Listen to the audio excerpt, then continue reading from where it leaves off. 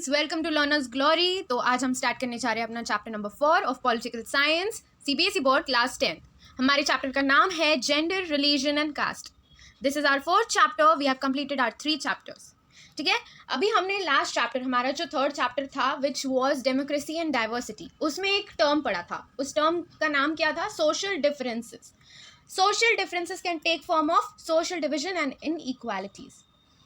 लेकिन ये social differences किसके ऊपर बेस्ड होते हैं? ठीक है, ये सोशल डिफरेंसेस बेस्ड किसके ऊपर होते हैं? So they are based on gender, religion and cast.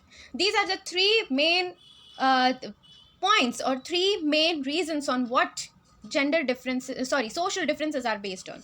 Okay, so let's start with our topic. We are going to have our first topic, which is gender and politics. Okay, what is gender division? It is a form of hierarchical social division seen everywhere but rarely recognized in the study of politics. हम हर जगह पे ये चीज़ देखते हैं, hierarchical social division देखते हैं based on gender, but हम काफ़ी कम बार इसको रिकग्नाइज कर पाते हैं कि यहाँ पे जेंडर डिफरेंस या जेंडर डिवीजन हो रहा है. Okay, it tends to be understood as natural and unchangeable. अभी जो भी हम, जैसे भी हम पैदा हो रहे हैं, ठीक है, as in which ever gender we are been born, हम पेट में भी जब होते हैं तो हमको थोड़ी पता होता है कि I am a girl child और अ बॉय चाइल्ड. ठीक है, तो जो भी बनता है तो वो नेचुरल होता है. हम पेट में होंगे तो नहीं चेंज कर पाएंगे कि भाई मैं तो लड़की हूँ, I wanted to be a boy, so we can't change anything like this. It is not based on biology but on social expectations and stereotypes. जब छोटे बच्चे होते हैं, बॉयज़ एंड गर्ल्स, जब उनको बड़ा करने की बारी आती है तो उनके मन में एक ही बिलीफ रख दी जाती है कि विमेन का मेन रेस्पॉन्सिबिलिटी ही होता है house work and bringing up of children. जो बच्चों को बड़ा करना और घर का काम करना, ये 2 ही रेस्पॉन्सिबिलिटीज़ होती है विमेन की. Women can't do anything else from this. आपने देखा होगा काफ़ी जगह पे, काफ़ी गांव हैं या काफ़ी ऐसी स्टेट्स हैं जहाँ पे लड़कियों की शादी काफ़ी जल्दी करवा दी जाती है. शादी क्या, उनके जितना लड़कियाँ पढ़ना चाहती हैं उनको नहीं देते उतना अपॉर्चुनिटीज़. काफ़ी बार जब वो हाथ में, आपने देखे होंगे, काफ़ी सारे वीडियोस हैं, काफ़ी सारे ऐसी चीज़ें हो चुकी हैं. When a girl wants to read और girl wants to study, have a education completed, but at that time उनसे उनका किताब छीन लिया जाता है, उनसे पढ़ाई छीन ली जाती है. उनके हाथ में पढ़ाई की कोई चीज़ नहीं देते, पेन भी नहीं देते, डायरेक्टली बेलन थमा देते हैं कि you will have to work in kitchen, you will have to do all the work of your house, there is no use of studying. Okay, यही बता दिया जाता है ना. भी हाँ, ये रिफ्लेक्ट कहाँ होता है? ये सेक्शुअल डिवीजन ऑफ लेबर में रिफ्लेक्ट होता है. सेक्शुअल डिवीजन ऑफ लेबर एक सिस्टम है जहाँ पे जो घर के अंदर का जो सारा काम है ना, वो फैमिली की कोई एक औरत करेगी, कोई एक औरत या सारी औरतें, ठीक है, लेकिन औरतें ही करेंगी, या फिर ऑर्गेनाइज कर, या फिर कोई डोमेस्टिक हेल्पर के थ्रू करवा सकते हैं. ओके, तो यहाँ पे सिंपली हो क्या गया? सिंपली हम अगर एक लाइन में बताए तो what ever work is there in our house, all the work is being done by और अटेंडेड बाय अ वुमेन. ठीक है, लेकिन जब ये सारी चीज़ें पेमेंट के बारे में होती है, मतलब when these jobs are paid for, men are ready to take up these works. जब इन सारी चीज़ों के पेमेंट मिलेगी, आपको सैलरी मिलेगी, तब उस टाइम पे men will take up these jobs. Most tailors और cooks in hotels are men. हमने देखा है कि काफ़ी सारे टेलर्स है या काफ़ी सारे कुक्स है, जो हम होटल में जाके देखें तो almost cooks are men. We will not find a women over there.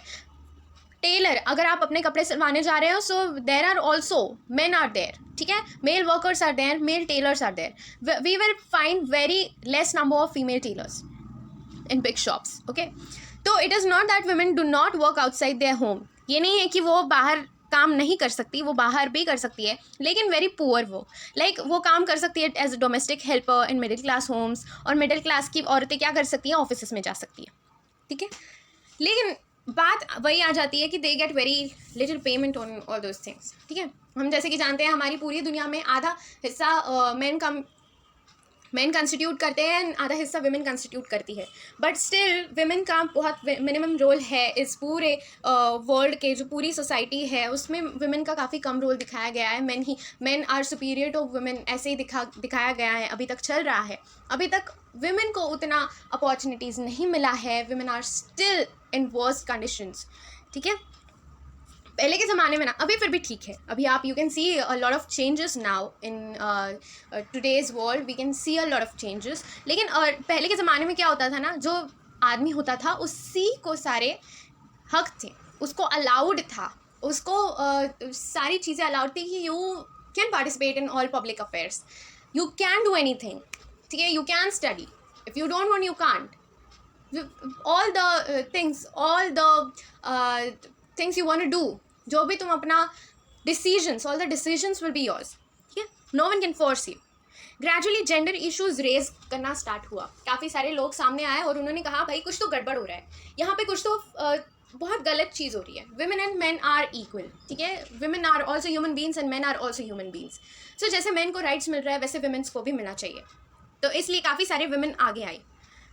Women from different parts of the world came together, organized and agitated moments for equal rights, काफ़ी फाइट किया women's ने और काफ़ी time के बाद उनको कुछ मिला। लेकिन women को एक चीज़ प्रूव करनी पड़ी। क्या चीज़ प्रूव करनी पड़ी? We can do it. If you'll give some work to us, we will definitely do it. Okay, this was the main motive of women. Women को आप अगर देखोगे तो women have all the things. पूरा अगर एक आप मेल को ले लो और फीमेल को ले लो, तो फीमेल की जो बुद्धि होती है वो मेल से काफ़ी ज़्यादा होती है। मैं ऐसे नहीं बोल रही हूँ मेल को नहीं होती है, फीमेल को भी होती है। Women also has a lot of intelligence in her mind, लेकिन उसको ना बाहर आने का मौका नहीं देते, दबा देते हैं। पहले से ही अगर दबा दो, आप उसको इतना दबा दो उस औरत को कि वो उठने का ट्राई ही ना करे, ठीक है। ऐसी सिचुएशन काफ़ी जगह पे पैदा की जाती है। तो काफ़ी सारे रेडिकल विमेन मोमेंट्स हुए। रेडिकल का मतलब बता दूँ, रेडिकल वो औरतें या फिर कोई भी रेडिकल वो लोग होते हैं जो बहुत बड़े बड़े रिफॉर्म्स लाना चाहते हैं, चेंजेस लाना चाहते हैं, सोसाइटी को चेंज करना चाहते हैं। तो काफ़ी सारी वुमेन्स सामने आई, काफ़ी सारे मोमेंट्स किए गए, जिसका एम बस एक था कि हम विमेन को हर जगह पे इक्वली ट्रीट किया जाए, in political places, in personal life and family life. हर जगह पे विमेन को उतना ही हक दिया जाए जितना मेन को देते हैं। ऐसे नहीं था कि मेन का कम कर दो, पर हर जगह पे women should also get all those rights which men are getting. Feminist का मतलब आपको बता दूँ, फेमिनिस्ट वो लोग होते हैं, फेमिनिस्ट कोई भी हो सकता है, it can be a girl और अ बॉय, ठीक है, कोई भी मेल या फीमेल हो सकते हैं। तो जो लोग ये सोचते हैं कि both men and women should get equal rights are called as feminist. Feminist movements हुए, काफ़ी सारे लोग सामने आए और ये एम लेके चले कि जितना राइट्स फीमेल को मिल रहा है, मेल को मिल रहा है, उतना ही फीमेल को भी मिलना चाहिए। Everyone should get equal rights. तो इन सारी चीज़ों के बाद, इतना सारा मूवमेंट्स करने के बाद, इतना सारा स्ट्रगल करने के बाद, today we can find women working as scientist है, डॉक्टर्स है, इंजीनियर्स है, लॉयर्स है, मैनेजर्स है, आर्मी में है, पुलिस ऑफिसर्स है, IPS officer, you can you know all those things. आपको सबको पता है कि अभी वुमेन को काफ़ी सारी अपॉर्चुनिटीज़ दी जा रही है and it is very nice thing, है ना। अच्छी चीज़ है कि वुमेन को भी अब सोसाइटी का हिस्सा माना जा रहा है। वुमेन आपको पॉलिटिक्स में भी दिखेंगी। अभी अपनी फाइनेंस मिनिस्टर कौन है? इंडिया की फाइनेंस मिनिस्टर कौन है? निर्मला सीतारमन, है ना। आपने इंदिरा गांधी के बारे में सुना है। कांग्रेस की प्रेसिडेंट कौन है? Sonia Gandhi. Then coming to, there are more and more people who are giving opportunities to women to show their talent or even participate in public affairs, ठीक है, which is a very good thing। लेकिन आप अगर Scandinavian countries देखेंगे, Scandinavian countries जैसे example ले लीजिए, Sweden है, फिनलैंड है एंड नॉर्वे, ठीक है। यहाँ पे विमेन का पार्टिसिपेशन सबसे हायर लेवल पे है पब्लिक लाइफ में। यहाँ पे विमेन को उतना रेस्पेक्ट भी किया जाता है, उनका पार्टिसिपेशन भी ज़्यादा है। एंड अगर वहाँ के आप हाउसेस देखें, हाउसेस ऑफ पीपल, तो वहाँ पे ना विमेन का कंट्रीब्यूशन सबसे ज़्यादा है, हाफ, आधे से ज़्यादा, कि more than a half seats are being constituted by women, ठीक है। वहाँ के ऑलमोस्ट डिसीजन विमेन्स लेती है। It's whole public life is मतलब वहाँ की पूरी public life almost women constitute करती है, okay. The proportion of women among highly paid and value job is still very low. अभी भी बहुत हाई जो जॉब्स है, बड़े पोजीशंस के जो जॉब्स है, वहाँ पे भी काफ़ी डिफरेंसेस होता है, काफ़ी डिस्क्रिमिनेशन होता है। Women don't get that much of payment which man gets. Women को काफ़ी कम पेमेंट मिलता है, जितना मैन को मिलता है उतना तो नहीं मिलता, फीमेल को काफ़ी कम मिलता है। ठीक है। इंडियन वुमेन, अब सारी दुनिया में औरतें बहुत ज़्यादा काम करती है, आदमी भी करता है, औरतें भी करती है, लेकिन औरतों को क्रेडिट नहीं दिया जाता। हर बार आप फैमिली में इतना ही बोल दो कि भाई हमारे घर में तो हमारे पापा एक काम करते हैं, हाउ डिमोटिवेटेड योर मॉम और your any female in your house will feel. ठीक है, वो सोचेंगे हम इतना काम करते हैं, यू डोंट इवन मीन्स आप हमको थोड़ा सा मोटिवेट भी नहीं करते, या फिर आप हमको थोड़ी सी तारीफ दे दो थोड़ा सा कि भाई बहुत अच्छा काम करती है, या फिर खाना बहुत अच्छा बनाया है, हाउ मच यू वर्क, थोड़ा सा उनको मोटिवेट कर दो आप, उनका थोड़ा सा what it is known as तारीफ़ें कर दो, they will feel good. Indian women men के हिसाब मेन से 1 घंटा ज़्यादा काम करती है। If you will calculate all those things you will get this. ठीक है, लेकिन फिर भी उनको इन सारी चीज़ों का पैसा नहीं मिलता है।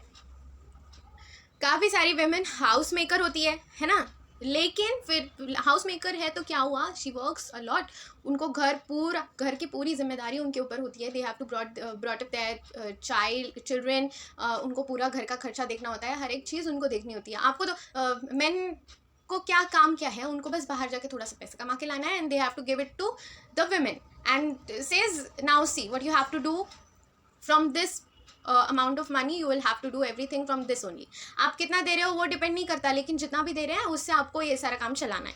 ठीक है, अभी फिलहाल इक्वल वेजेस एक्ट भी आया था। इक्वल वेजेस एक्ट था कि जो इक्वल अमाउंट ऑफ वर्क कर रहे हैं, काम तो सारे एक जैसा ही कर रहे हैं हर जगह पे, तो आप सबको इक्वली पे करो। अगर एक कंपनी में सारे वर्कर्स हैं and they are working with their capabilities, एक कंपार्टमेंट के लोग सारे एक जैसा काम कर रहे हैं, तो you can't pay different amounts to everyone, you will have to pay same amount to each one of them.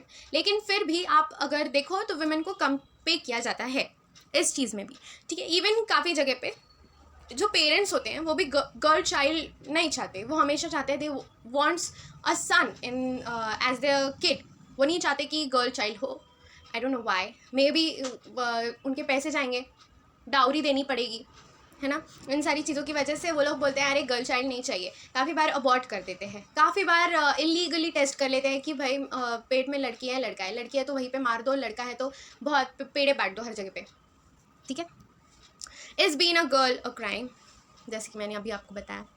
ठीक है, वुमेन्स पॉलिटिकल रिप्रेजेंटेशन, पॉलिटिक्स में वुमेन का रिप्रेजेंटेशन कैसे आया, क्यों आया, बहुत सारे इश्यूज सामने आए, women faced a lot of things, है ना, लेकिन फिर भी उनको एडिक्वेट अटेंशन नहीं मिला, उनके प्रॉब्लम सॉल्व नहीं हुए। तो इन सारी चीज़ों की वजह से भी जो फेमिनिस्ट है, काफ़ी सारे जो फेमिनिस्ट थे, काफ़ी सारे जो वुमेन्स थी, तो वो सारे आके आए और वो एक कंक्लूजन, काफ़ी डिस्कशन करने के बाद एक कंक्लूजन तक पहुँचे कि जब तक वुमेन पावर कंट्रोल करना ना सीखे, जब तक वो अपना रिप्रेजेंटेशन देना ना सीखे, पूरे पब्लिक में रिप्रेजेंट करना ना सीखे, तब तक उनको एडिक्वेट अटेंशन नहीं मिलेगा, उनके प्रॉब्लम्स में सुधारना नहीं आएगी। तो आ गया इलेक्टेड रिप्रेजेंटेशन। इंडिया में प्रपोर्शन ऑफ वुमेन काफ़ी कम है लेजिस्लेचर में। अगर आप if you will calculate, if you will see, parliament में जाओ एंड गो, अगर आपने देखा कि बोथ हाउस, राज्यसभा भी है लोकसभा भी है, दोनों में विमेन का कॉन्स्टिट्यूशन काफ़ी कम है।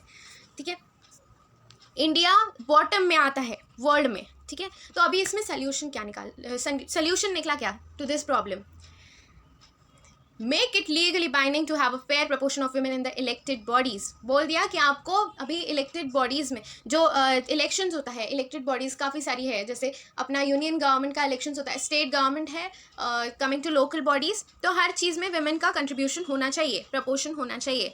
तो ये किस में आ गया, ये आ गया, ले लिया ये सारा, बाइंड कर लिया किसने, पंचायती राज ने, कहाँ पे, इंडिया में। ठीक है, ये बोल दिया, बाइंडिंग पूरा लीगल कर दिया कि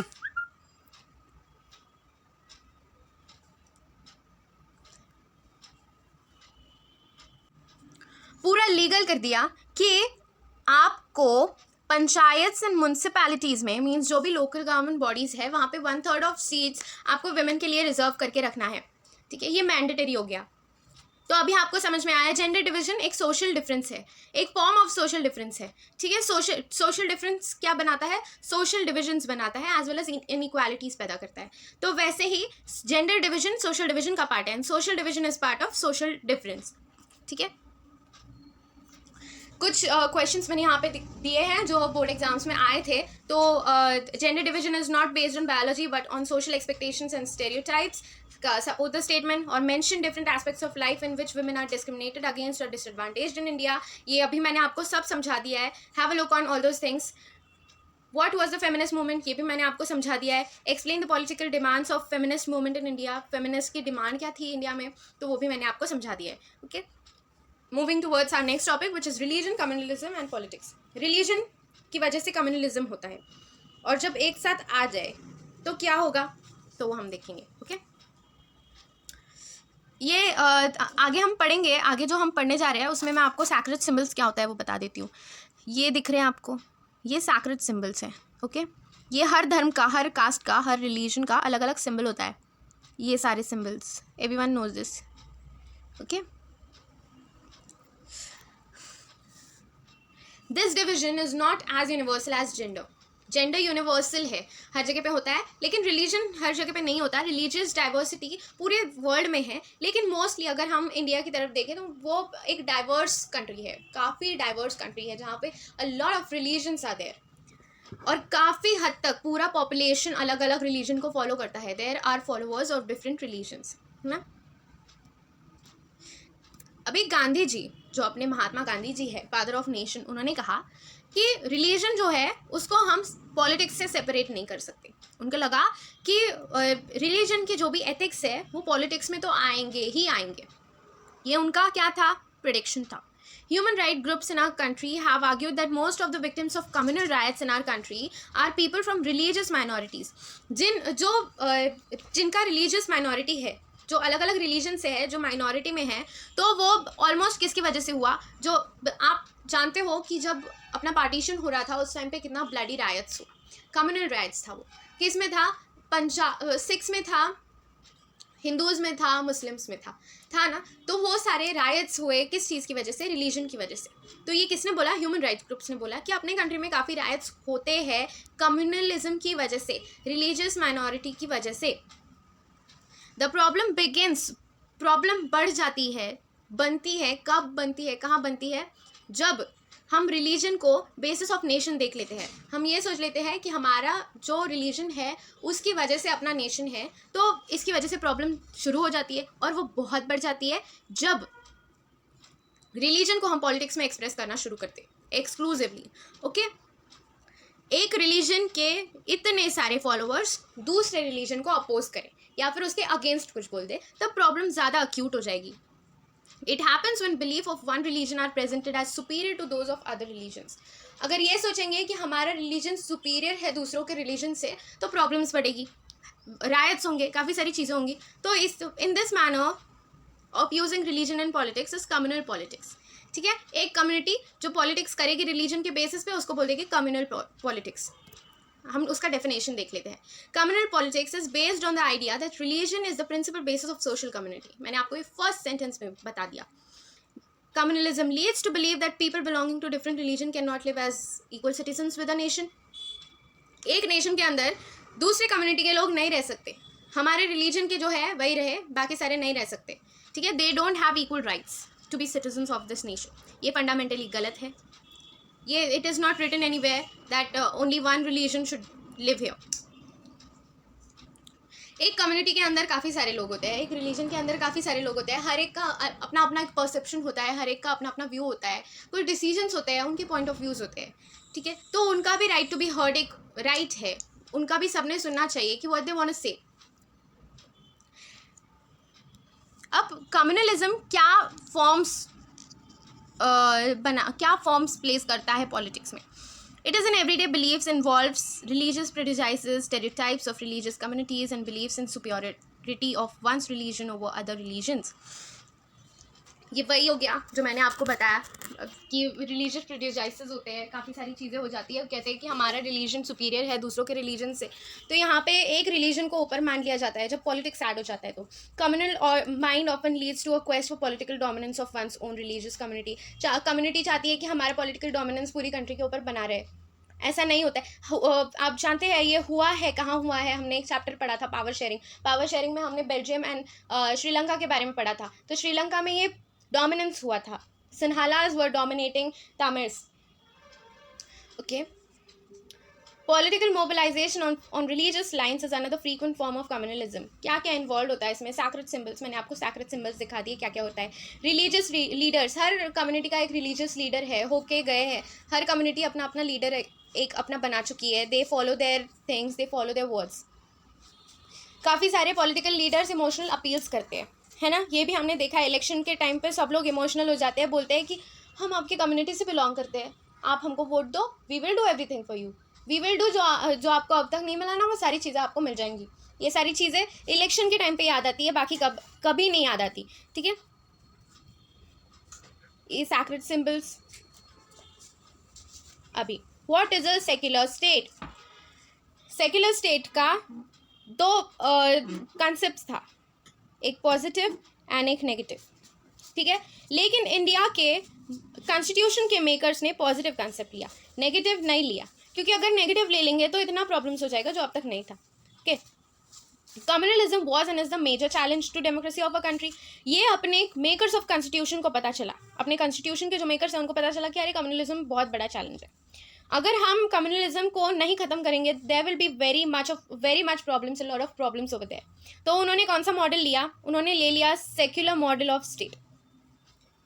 ठीक है. This was reflected in several constitutional provisions. आप अगर अपना कॉन्स्टिट्यूशन खोल के देखोगे तो उसमें काफ़ी जगह पे सेक्युलर मॉडल बताया जाएगा अपने पूरे कंट्री को. हमारी कंट्री सेक्युलर है. सेक्युलर का मतलब क्या होता है कि every religion have equal status in our country.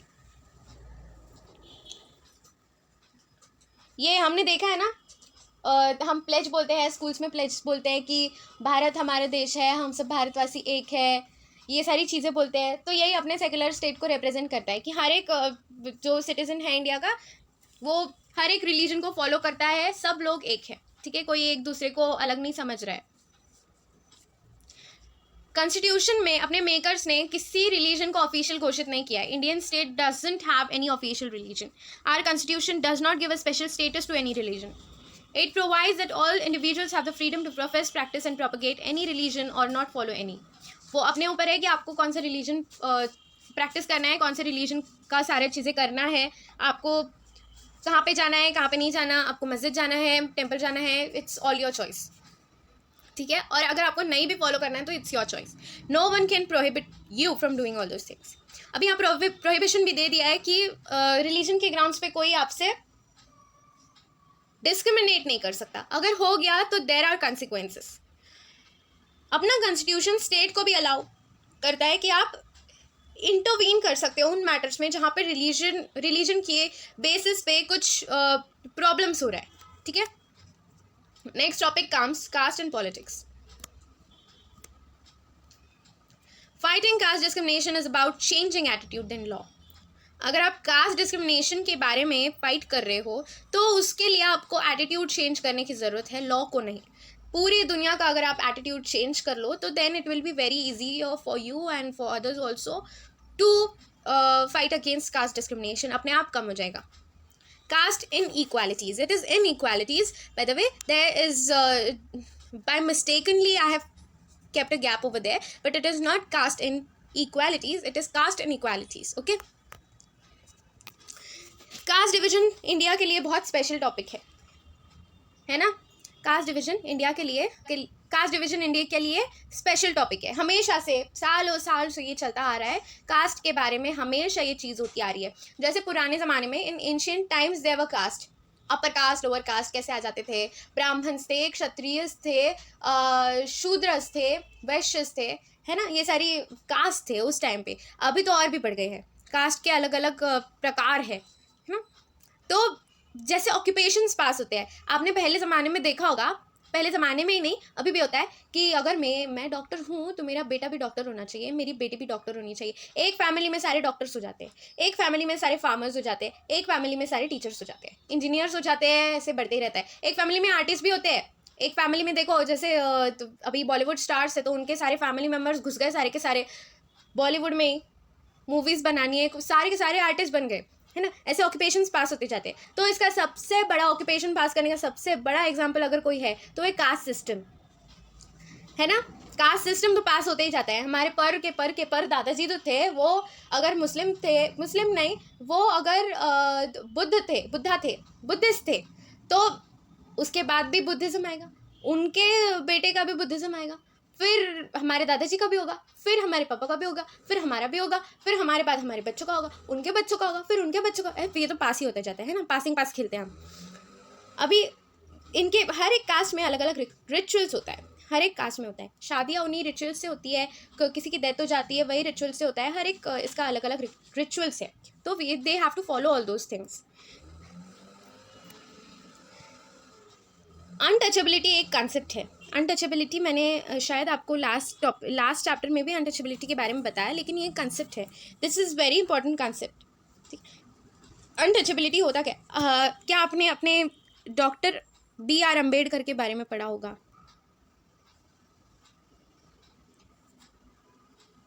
पढ़ा है, काफ़ी सारी चीज़ें हैं उनके बारे में।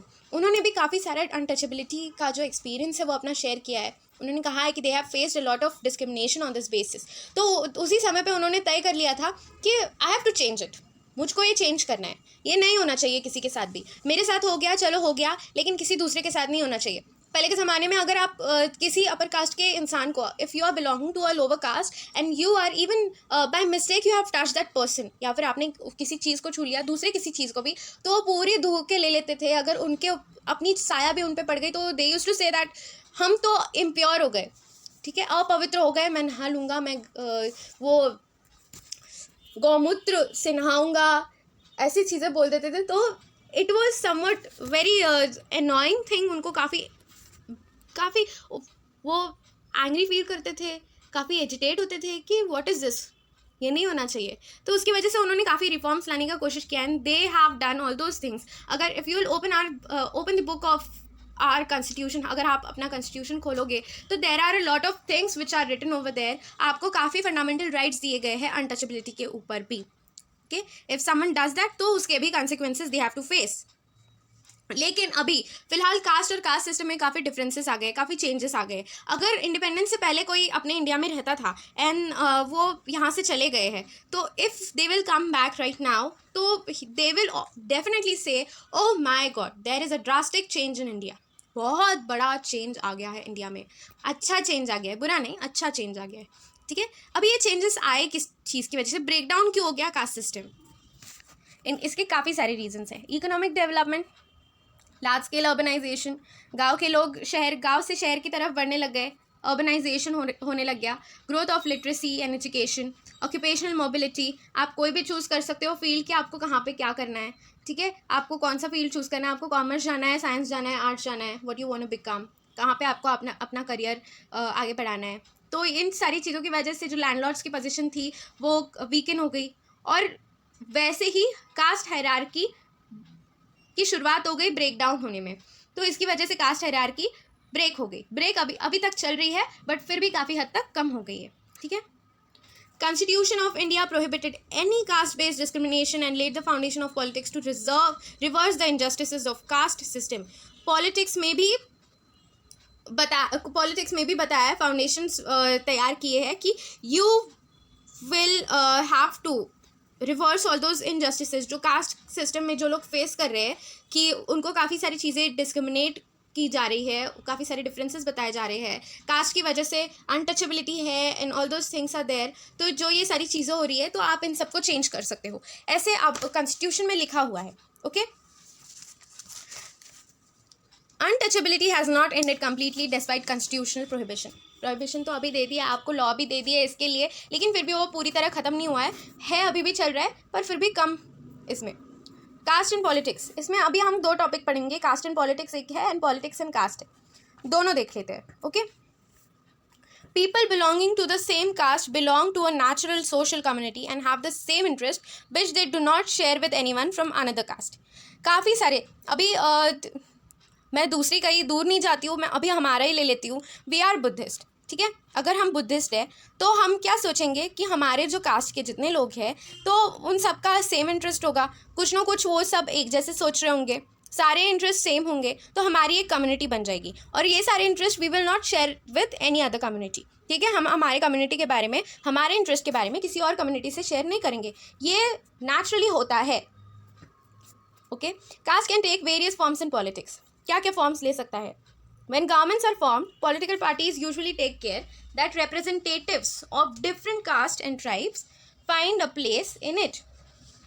जब भी पॉलिटिकल पार्टीज बनती है ना, तो उस टाइम पे वो लोग हमेशा ये ध्यान रखते हैं कि जो रिप्रेजेंटेशन होगा,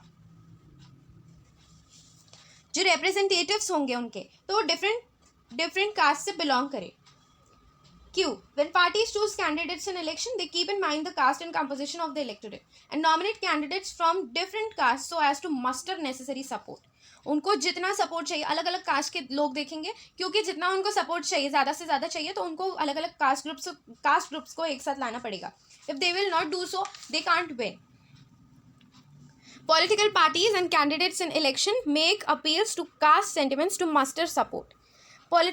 Some political parties are known to favor some caste and are seen as their representatives. काफ़ी बार होता है कि कोई पॉलिटिकल पार्टी है, वो एक ही ग्रुप को, एक ही कम्युनिटी को पूरे का पूरा फेवर कर रही है. They will do everything for that particular community. तो होता है एक ही कम्युनिटी के लिए, एक ही कास्ट के लिए भी जो पॉलिटिकल पार्टीज है या उसके कैंडिडेट्स है वो कास्ट सेंटिमेंट्स यूज़ करेंगे. ठीक है. Universal adult franchise and the principle of one person one vote compelled political leaders to gear up to task of mobilizing and securing political support. New consciousness among the people of caste that were hitherto treated as inferior and low. यहाँ पे उनको political support चाहिए. हर इंसान को एक vote है, guaranteed है UAF के थ्रू. ठीक है. तो हर पर्सन तो एक ही वोट करेगा. अगर आप एक कास्ट से बिलोंग करते हो एंड वो माइनॉरिटी में आ रहा है, फिर क्या तो भी आपको ज़्यादा वोट मिलेगा क्या? नहीं मिलेगा. आपको हर एक कास्ट से, हर एक कम्युनिटी से आपको उतना फ्रेंडलीनेस बनाए रखना होगा, आपको उतना उनका डिमांड्स पूरा करना होगा. You will have to do everything for them. Moving towards next topic, which is the focus on caste in politics can sometimes give an impression that elections are all about caste and nothing else. काफ़ी बार बोल देते हैं कि elections कुछ नहीं होता, election is all about cast. ठीक है, कास्ट के ऊपर ही इलेक्शन बेस्ड होता है. काफ़ी बार बोल देते हैं, लेकिन ये सही नहीं है. That is not the truth. कैसे? देखिए, no parliamentary constituency in the country has a clear majority of single caste. One single caste होता है क्या? कोई पार्लियामेंट्री कंस्टिट्यूएंसी है अपने कंट्री में, वो एक ही कास्ट से पूरे मेजॉरिटी में जीती है? नहीं होता है. ठीक है. No party wins with the votes of all the voters of a caste और कम्युनिटी. एक कम्युनिटी के सारे लोग थोड़ी एक ही पार्टी को विन करेंगे. नहीं किया, अब तक किसी ने नहीं किया है. मैनी पॉलिटिकल पार्टीज में put up candidates from the same caste if that caste is believe to dominate the electorate in a particular constituency. जब काफ़ी पॉलिटिकल पार्टीज ने एक ही कास्ट के कैंडिडेट्स को एक साथ डाला है, ये तब डाला है जब उनको लगता है कि वो कास्ट डोमिनेट कर रही है. ठीक है, तभी डालते हैं. Some voters have more than one candidate from their caste while many voters have no candidate from their caste. ठीक है. Ruling party and the sitting MP और MLA frequently lose elections in our country. ये काफ़ी बार होता है अपने country में. अपने यहाँ पे क्या है कि रिच है या पुअर है, कितना भी गरीब है, मैन है विमेन है, हर लोग यही सोचते हैं कि भाई तुम हमारे लिए अगर काम करोगे, अच्छा काम करोगे, तो we will give you more chance. लेकिन अगर तुम नहीं कर पा रहे हो, इससे अच्छा थोड़ा सा नहीं कर पा रहे हो या फिर कुछ ही नहीं कर पा रहे हो, तो we will take your seat back. हम तुम्हारी सीट खाली कर देंगे, हम दूसरे को उसकी जगह पर डाल देंगे. ठीक है, ये इंडिया में होता है. Coming to our next topic, हमने जैसे अभी पढ़ा कास्ट एंड पॉलिटिक्स, अभी हम पढ़ेंगे पॉलिटिक्स एंड कास्ट. एक चीज़ बोली गई है, politics to influence the caste system and caste identities by bringing them into political arena. ऐसे बोलते हैं कि जो कास्ट है ना, जो कास्ट है वो पॉलिटिक्स नहीं खेलता है. जो पॉलिटिक्स है वो कास्ट को लेके खेलता है. Each caste group tries to become bigger by incorporating within its neighboring caste और सब कास्ट विच वो अर्लियर एक्सक्लूडेड. काफ़ी सारे कास्ट एक साथ आ जाए और मेजॉरिटी बनाए, तो उससे भी गवर्नमेंट बनेगा ना इनका. तो काफ़ी सारे कास्ट ग्रुप्स एक साथ आ जाते हैं पॉलिटिक्स खेलने के लिए, नथिंग एल्स. इनको मेजॉरिटी चाहिए, सुपीरियरिटी बतानी अपनी. Various caste groups are required to enter into a coalition with other caste और communities and thus enter into a dialogue and negotiation. अभी ये देख लीजिए, ये पॉइंट क्या है मैं आपको समझाती हूँ. There is A, B, C and D. ये चार कास्ट ग्रुप्स है. Both are in all four are in minority and one is there which is Z. ये मेजॉरिटी में है. ठीक है. अभी इनको अपना ये जो A, B, C and D इनको अपना सुपीरियोरिटी दिखाना है. इनको भी अपना जो कम्युनिटी है, अपना कास्ट ग्रुप है, वो बढ़ाना है. तो ये क्या करेंगे, दे will come together and form E. उनका ग्रुप भी मेजॉरिटी में चला गया तो उनको अपना कोएलिशन बनाना है, बड़ा गवर्नमेंट बनाना है, बड़ा अपना फॉर्म बनाना है, ग्रुप बनाना है. तो ये क्या करेंगे, ये अपना सब एक साथ आ जाएंगे. सबके कुछ नेगोशिएशंस होंगे, कुछ पॉइंट्स होंगे. All four of them will have discussion on them and they will form a coalition government. Coalition party बना लेंगे. ये किसके अगेंस्ट जाएंगे, Z के अगेंस्ट जाएंगे. जो बड़ी सबसे मेजॉरिटी में कम्युनिटी है उसके अगेंस्ट जाने का वो कोशिश करेंगे. Okay, I hope you understood this. New kinds of caste groups have come up in the political arena like backward and forward caste. काफ़ी सारे कास्ट ग्रुप्स आए अभी सामने, फिलहाल तो आते ही जा रहे हैं. बैकवर्ड क्लास भी पॉलिटिक्स में आया है एंड फॉरवर्ड क्लास भी आ गया है. ठीक है. कुछ पिछले साल के पेपर्स में से मैंने आपको क्वेश्चंस निकाला है. मैंने अभी स्टार्टिंग के टॉपिक्स के भी आपको दे दिए एंड अभी ये भी दे रही हूँ. Explain the factors that have led to the weakening of caste system in India. ये मैंने आपको अभी समझा दिया था कि कास्ट सिस्टम वीकन कैसे हो गया है इंडिया में. ओके, ये आया था CBSE 2014 के क्वेश्चन पेपर में. Second question is, how far is it correct to say that it is not politics that gets caste ridden, but it is the caste that get politicized. Okay, caste politics खेलता है, politics cast के साथ नहीं खेलता. Okay, explain करना है आपको. And both these questions for 3 marks. तो please prepare all those things. It will be beneficial to you itself. आपको ही बेनिफिट्स होगा, आपके मार्क्स अच्छे आएंगे. ठीक है. तो अगर आपको कुछ समझ में नहीं आया हो तो please ask, please comment in the comment box. And whichever else topic you want me to make, आपको समझ में नहीं आ रहा है, आपको लगता है कि आपको उसके ऊपर चाहिए, तो please comment in the comment box ताकि मैं आपके लिए बना सकूँ. ठीक है. Last but not the least, a very very very happy new year to all of you. I hope आपका 2021 बहुत अच्छा जाए. आई नो 2020 आया, सब डिस्ट्रॉय करके चला गया, काफ़ी सारे डेडलॉक्स बना के गया है. एंड आई होप कि 2021 सब डेडलॉक्स हटा दे. ठीक है. जिनके जो सारे ड्रीम्स हैं, आई होप वो सारे ड्रीम्स अभी 2021 में सारे पूरे हो जाए. ठीक है. All the best to you all. Please अगर आपने हमारे चैनल को सब्सक्राइब नहीं किया है तो कर दीजिए. लाइक करना ना भूलें एंड शेयर ज़रूर करना ताकि आपके फ्रेंड्स को भी हमारी तरफ से कुछ हेल्प हो जाए. ठीक है. Thank you so much.